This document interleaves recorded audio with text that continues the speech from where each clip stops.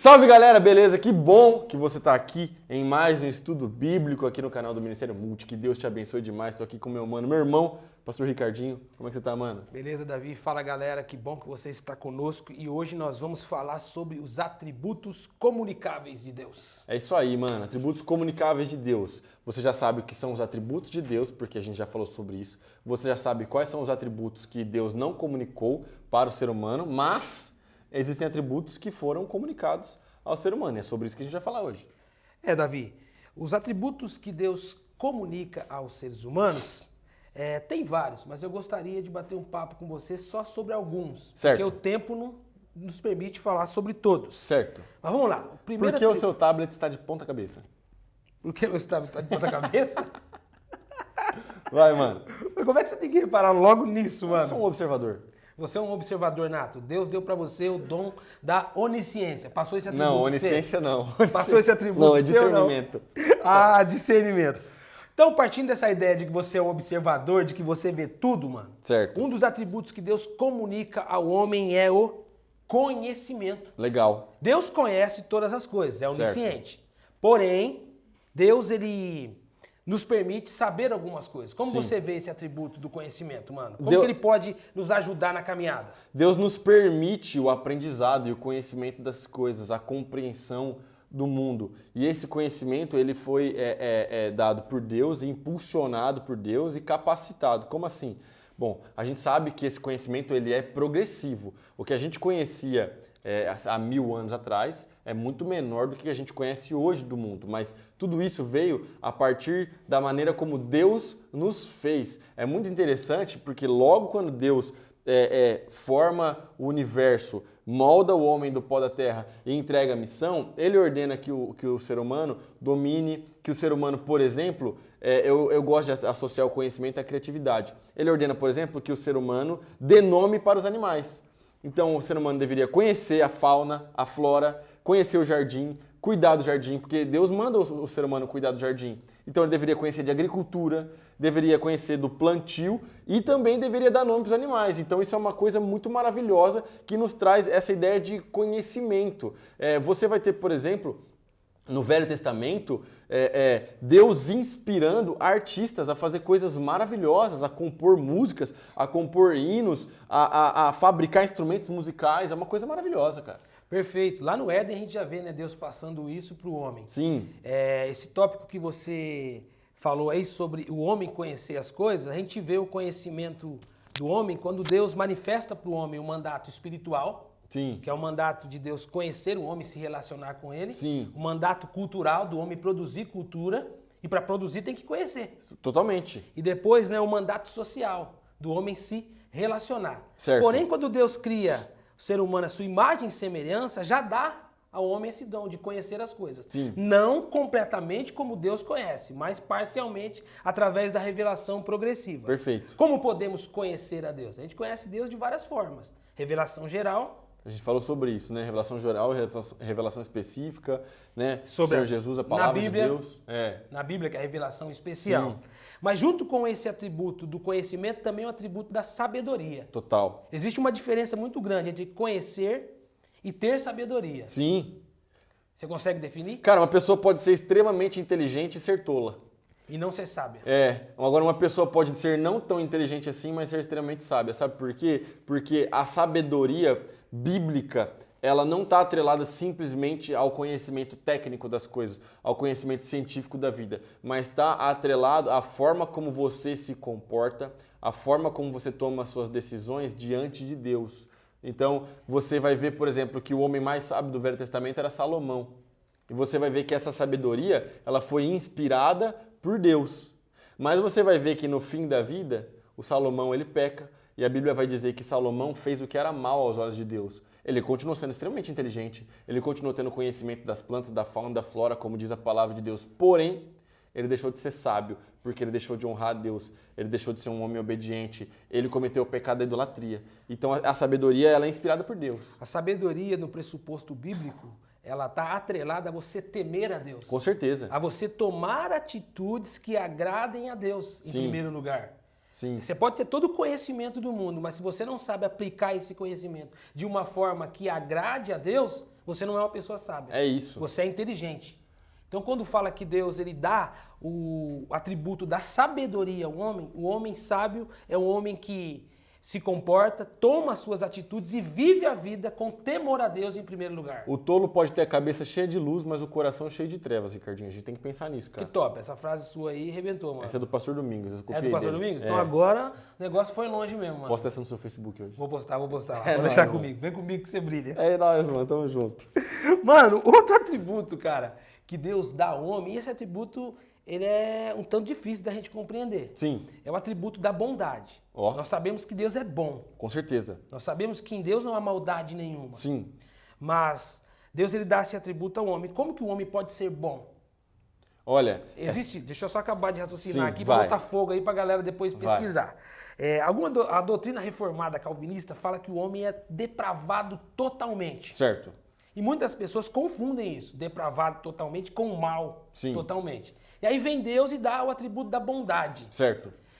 Eu acho que existe um erro crasso aí, que as pessoas muitas vezes supervalorizam a queda do homem e esquecem também que o homem é a imagem e semelhança de Deus. Certo. Existe o resquício da imagem e semelhança de Deus no homem. Comente isso aí, mano. Bom, vamos lá. Primeira coisa, eu não sou calvinista, mas... Opa, um dia eu vi uma galera perguntando pra você, lá na sua caixinha de perguntas lá, Sim. você é calvinista? Você respondeu assim, você foi predestinado? Eu deixo essa parada sempre no ar, mas... Agora você revelou pra galera, parada então, é agora essa, foi. Eu não sou calvinista. Beleza. É porque muita coisa da minha linha de base... Ó, galera, realizei o sonho de vocês agora, hein? O pessoal até de outra igreja tinha perguntado pra você, né? Muita coisa da minha linha de base parte da teologia reformada calvinista, mas eu não sou calvinista. Entretanto, eu concordo com a ideia da depravação total, principalmente no sentido de que nós, sem Deus, nós não podemos salvar a nós mesmos.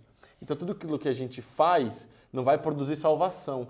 Entretanto, isso não impede o ser humano de ser capaz de fazer algo bom, Com certeza. mesmo que ele não seja salvo. Parece que você trocou uma ideia com o pastor Domingos no podcast sobre a graça comum, né? E a graça Sim, especial. a gente falou um pouco sobre isso. Quando Deus derrama a sua graça comum no homem, restringe o homem do seu potencial totalmente para o mal. Sim, até porque, por exemplo, uma mãe, independente dessa mãe ser salva ou não, ela pode cuidar bem do seu filho. Isso é algo bom, isso é um atributo comunicável de Deus. Agora, o fato dela cuidar bem do seu filho não faz com que ela seja salva, entendeu? Então é por isso que a gente tem que alinhar as duas coisas e pensar exatamente a respeito tanto da depravação total, sem Deus nós somos pecadores, Sim. totalmente pecadores, não podemos fazer nada para nos salvar, porém existe bondade intrínseca no ser humano no sentido da imagem e semelhança de Deus. Sim, e para o cristão, a bondade, fazer o bem, é fruto do nosso encontro com Cristo. Sim,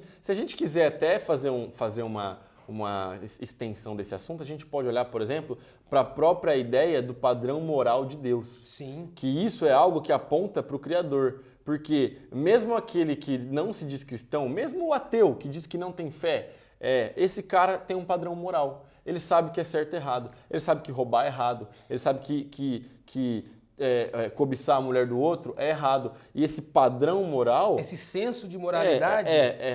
esse senso de moralidade define o que é bom e o que é ruim, certo? Então, se o cara sabe o que é bom e o que é ruim, é porque tem algo lá entremeado nessa criatura que foi o Criador que colocou. Então, quando a gente fala de bondade, é bom a gente trocar uma ideia agora sobre aquela ideia errada que a galera tem de que, eu sou eleito e tá tudo bem, não vou Sim. fazer mais nada, não preciso evangelizar, não preciso pregar, eu já sou salvo mesmo, tudo tá na conta de Deus. Sim. É errado isso aí, galera. Porque a Bíblia fala lá em Efésios que nós somos salvos pela graça, mas para fazer boas obras, para viver de uma maneira digna. Às vezes a galera fala, não, eu sou salvo, sou calvinista, sou isso, sou aquilo. Não, você tem que ser bíblico. E Sim. o que a Bíblia diz é que nós somos salvos para as boas obras. Às vezes isso aí é só um escudo para pecar à vontade sem peso na consciência, tá ligado?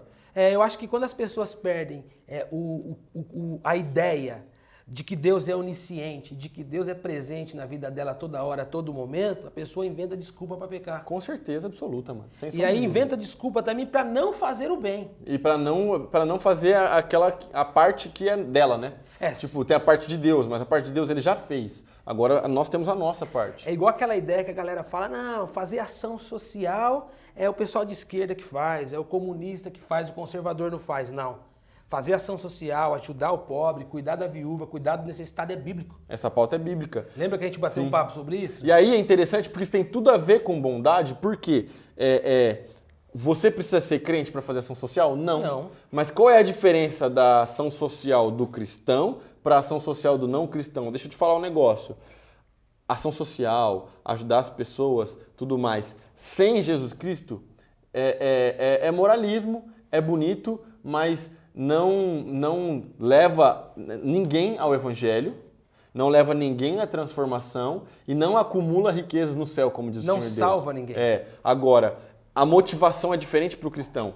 O cara, às vezes, que não compreende o evangelho, faz boas obras, faz ação social, pensando em ser salvo. Se eu fizer isso, eu sou salvo. Ou por desencargo de consciência. Total, para dar uma lavada na alma. Para dar uma lavada na alma, achar que vai conseguir um lugarzinho no céu. A gente faz diferente, Ricardinho. A gente faz porque Deus já conseguiu o nosso lugar no céu. Deus já enviou o seu Filho. Então, porque nós somos salvos, nós devemos obedecer a Jesus e fazer boas obras. A gente faz por obediência. Sim. Por amor ao Evangelho, por obediência ao chamado de Deus para nossas vidas. É isso. E essa é a diferença chave da bondade praticada pelo não cristão e da bondade praticada pelo cristão. Fechou. Mano, outro atributo de Deus que dá o que falar muitas vezes é o amor de Deus. Certo. Às vezes a galera olha o amor de Deus como um passe livre para pecar. Certo. Ai, Deus me ama. Então ele vai me perdoar. Ele vai me perdoar. Existe até aquela ideia do universalismo, que no final todo mundo vai ser salvo porque Deus ama todos. Sim. E aí usam como base o texto do Evangelho de João, capítulo 3, verso 16. Sim. Porque Deus amou o mundo de tal maneira que enviou o seu Filho unigênito. Mas também Deus dá o amor dele a nós. Deus passa esse atributo para nós. Certo. Vamos lá. Deus é amor. E é interessante pensar sobre isso, sobre os atributos de Deus como um todo, porque é pensar que não é simplesmente Deus é capaz de amar, e não é simplesmente o fato de Deus possuir amor, mas Deus é amor. João 4,8, né? É isso. 1 João 4,8 fala exatamente sobre isso. Amados, nós devemos amar uns aos outros, porque o amor vem de Deus, e aquele que ama é nascido de Deus e conhece a Deus. Quem não ama não conhece a Deus, porque Deus é amor. 1 João capítulo 4. E aí é interessante pensar a respeito disso, porque Deus nos capacita a amar, certo? E nós podemos amar uns aos outros. E a gente atinge a forma mais pura desse amor exatamente quando nós conhecemos ao Senhor Jesus Cristo e quando nós passamos a amar uns aos outros. E aí a gente linka o versículo de 1 João capítulo 4 com o Sermão do Monte. Porque amar o meu mano Ricardinho é fácil. Ele é meu amigo, a gente já se conhece de longa data, a gente trabalha junto. Eu amo você, cara, tá tudo certo. Agora, amar o cara, como Jesus Cristo nos ensina no Sermão do Monte, que fala mal de mim, o cara que me odeia, ou o cara que quer me derrubar, esse é o B.O. Mas é aí que mora o verdadeiro amor para o cristão, tá ligado? É aí que mora, porque Jesus Cristo fala que não só a gente tem que amar, como orar pelos nossos inimigos. Se liga nessa parada, mano. Leia depois Mateus capítulo 5, 6 e 7. Então é nesse sentido. Agora, o fato de Deus ser um Deus de amor e ter comunicado esse amor para mim, Ricardinho, significa então que, independente do que eu fizer, tá tudo bem, afinal de contas, Deus me ama, Ele vai me perdoar? Não. E aí? Não, a Bíblia fala, né, que o amor de Deus é um amor que vem atrelado com a sua justiça. Deus é justo. Sim. O fato de Deus me amar não me dá um passe livre para mim pecar, muito pelo contrário. Deus me ama, Deus me alcança, Deus me regenera, Deus envia Jesus para morrer na cruz do Calvário por mim. Deus mostra a sua graça infinita. Jeremias capítulo 31, verso 3 diz que com amor eterno o Senhor nos ama, com benignidade Ele nos atrai. Certo. Mas o amor de Deus por nós gera em nós também responsabilidade. Eu tenho que amar a Deus também. Sim. Esse amor não me dá um passe livre para viver do jeito que eu quero, da forma que eu quero. E um fato, então, você está me dizendo que um fator importante de amar a Deus é viver em santidade e obedecer a Deus. Sim, que é o próximo atributo que a gente vai falar, que é o atributo de santidade. Deus é santo, Deus é supremo. Deus é um modelo supremo de santidade, mas nós também somos chamados para ser santo. Sim. O amor de Deus nos impulsiona a viver uma vida de santidade. O que é santidade? Santidade é viver o quê? Separado. Mas aí eu vou jogar a batata quente no seu colo, Ricardinho, porque a galera fala o seguinte, ó. Mas Deus é amor, a gente tem que viver em santidade. E essa galera fica aí pregando essa parada, mas eles também pecam, afinal de contas a gente peca. Mas e aí, Ricardinho, como é que fica? A gente peca, mas a gente busca santidade, e aí Deus nos perdoa, mas a gente não pode viver em pecado. Me explica essa parada aí. Olha, Davi, eu entendo respondendo a sua pergunta, que eu peco não porque eu quero, mas porque herdei uma natureza pecaminosa de Adão. Porém, em Cristo Jesus eu sou regenerado. A carta de 1 João diz que aquele que fala que não tem pecado já pecou e faz Deus mentiroso. Mas em Cristo Jesus eu sou perdoado. Então o que acontece? Eu acredito que a santidade ela é progressiva. Eu entendo que devo ser santo, decido me santificar, mas o Espírito Santo de Deus vai gerando em mim a santificação conforme eu vou caminhando. Sim. Conforme eu vou crescendo na minha jornada com Cristo e na minha intimidade com Ele. E aí quando você se encontra, não é aquele pecado maquinado, igual você falou. Eu peco por conta da natureza pecaminosa. Sim, mas isso não nos isenta da nossa responsabilidade. Sim, eu já não peco de uma forma intencional. Eu sei que aquilo é errado, eu sei que aquilo que eu estou fazendo me separa de Deus, então eu não fico mais na reincidência. Então você não fica naquela parada que o cara acorda pensando no pecado, o cara planeja o pecado o dia inteiro e chega à noite e o cara executa. Não, muito pelo contrário. A Bíblia diz que aquele que é nascido de Deus é guiado pelo Espírito Santo de Deus. Então o cara acorda de manhã pensando em se livrar do pecado. Sim. Não planejar como ele vai pecar. Não, pensando em vencer o pecado. Se eu ainda tenho esses desejos no meu coração, possivelmente eu não nasci de novo. Certo. Aquele que é nascido de Deus é guiado pelo Espírito Santo. Perfeito. De Deus.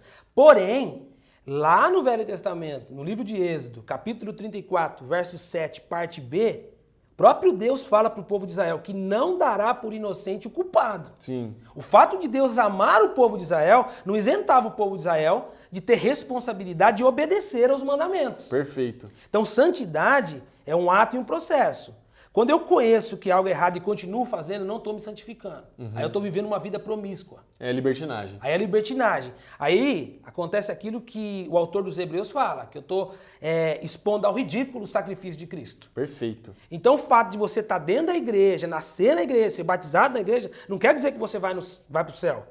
O que faz com que você vá para o céu e vive uma vida de santidade é tomar uma atitude. Sim. E depender do Espírito Santo. Fazer a vontade do Pai, como diz o Senhor Jesus, seguir as palavras, construir a casa sobre a rocha. Interessante isso. Então a gente pode olhar logo de cara aqui, Ricardinho, que os atributos de Deus, eles estão sempre em paralelo. E a gente não pode só pegar um atributo e esquecer dos outros. Não, a gente não pode pegar só uma parte e esquecer das outras. Numa linguagem humana a gente fala dos atributos de Deus. Porém, Deus é sábio, Deus é santo. Deus é um ser amor. só. É um ser só, não é composto. O que nós estamos falando aqui é as qualidades que Deus atribui ao homem. Perfeito. A ideia de santidade, ela vem com a ideia de ser separado. Sim. E aí a gente vê também esse movimento que está aí ganhando muito terreno aí, a ideia de que santidade é um estado mental. De que... Não importa o que eu estou fazendo. Não importa o que eu estou fazendo, com quem que eu estou, se eu estou usando droga, mas santidade é um estado mental. Eu não concordo com isso. Santidade não tem como ser um estado mental. Santidade, na verdade, é a vida que o Senhor Jesus Cristo quer que você viva, porque Deus é santo, entendeu? É porque Jesus foi santo, Jesus viveu a vida perfeita. Então nós devemos imitar Jesus. E Jesus não era santo simplesmente porque ele tinha um estado de consciência santo. Não, é porque ele vivia. Exatamente. Através de atitudes práticas. Sim. Jesus foi tentado. Foi tentado lá no deserto, foi tentado de várias formas. Mas ele venceu a tentação. E venceu a tentação. Agora, tem uma ideia também, mano, muito nociva, que é a ideia de hipergraça. Ou graça extravagante.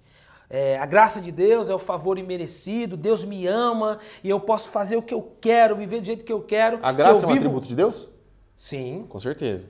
Porém, a graça não me isenta de viver em santidade. É mano. isso, mano.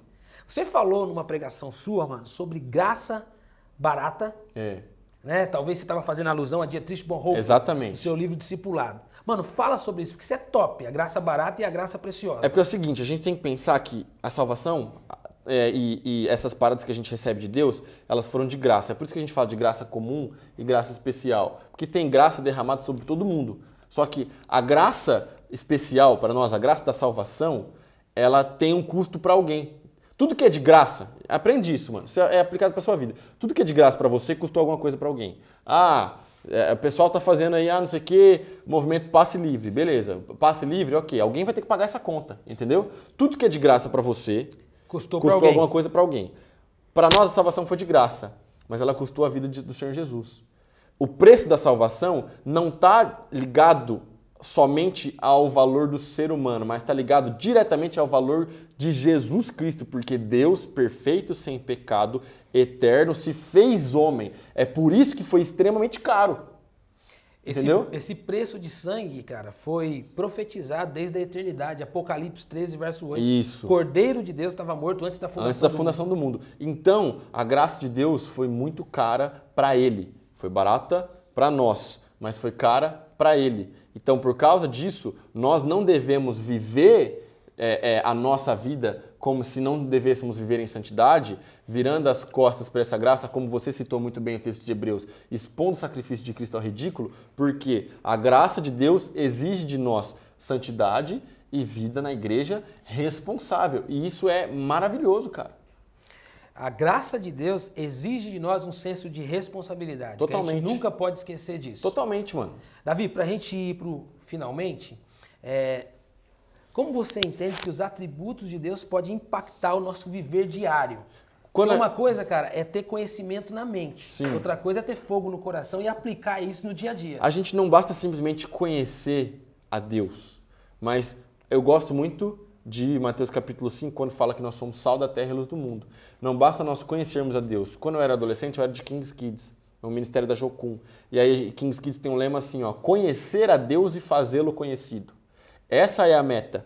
Você conhece a Deus com profundidade, olhando os atributos, lendo a Bíblia, lendo bons livros, mas não para aí. Faça Deus conhecido. Faça o nome do Senhor Jesus conhecido por onde você passar. Top. Eu entendo que quando a gente conhece os atributos de Deus e se lembra deles, a gente vive uma vida de santidade no dia a dia. Nossa maneira de ver o mundo, nossa maneira de olhar para as pessoas, se relacionar com as pessoas, muda. Por quê? Porque a gente entende que Deus é presente. É isso, mano. Fechou, Perfeito. mano? Ricardinho, você é o cara, tamo junto. Compartilha esse vídeo com seus amigos, manda nos grupos, se inscreve no canal, deixa o seu like, conheça Deus e faça Deus conhecido. E, se você quiser, dá uma passada na livraria, conversa com o meu mano Ricardinho, procura livros sobre esse assunto, desconto especial para quem assiste esse vídeo e também todo o lucro da nossa livraria revertido diretamente para a ação social da nossa igreja. Valeu, galera. Tamo junto, Deus abençoe.